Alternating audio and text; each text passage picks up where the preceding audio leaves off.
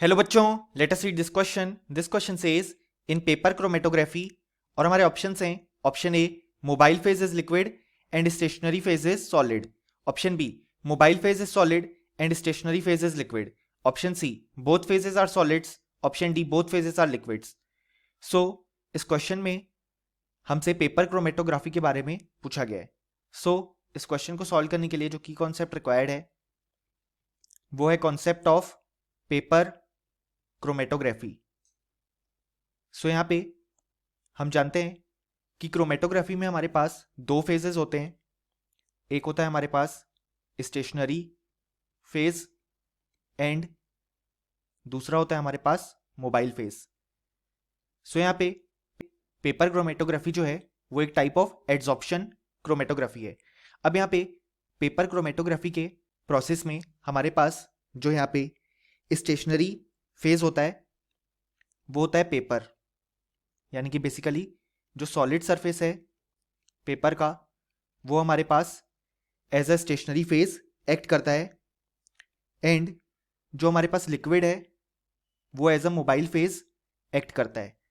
सो यहाँ पे होता क्या है कि हमारे पास जो मोबाइल फेज प्रेजेंट है, यानी कि बेसिकली लेट अस से हमने एक डाई का मिक्सचर लिया है एंड देन हमने उसे लिक्विड में डिसॉल्व किया।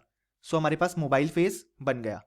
अब हम क्या करेंगे, अब यहाँ पे ये जो मोबाइल फेज फॉर्म हुआ जो कि लिक्विड था उसको हम यहाँ पे मूव कराते हैं on the surface of stationary phase, यानी कि on the surface of paper. अब इससे होगा क्या कि यहाँ पे उस डाई के मिक्सचर में जो भी हमारे पास कंपाउंड्स थे वो यहाँ पे हमारे पास सेपरेट हो जाएंगे on the basis of differences in their affinity towards stationary phase and mobile phase.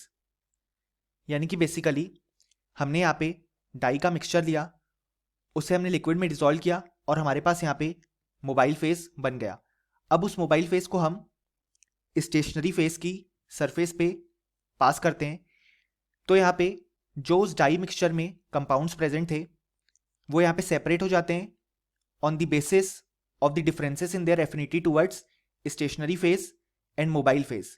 अब जो यहाँ पे हमारे पास स्टेशनरी फेज की तरफ ज़्यादा एफिनिटी रखता होगा वो यहाँ पे हमारे पास ज़्यादा मूव नहीं करेगा, और जो यहाँ पे लिक्विड फेज में ज़्यादा एफिनिटी रखता होगा वो मूव कर जाएगा। और इस तरीके से हम यहाँ पे डिफरेंट लेयर्स का फॉर्मेशन देखेंगे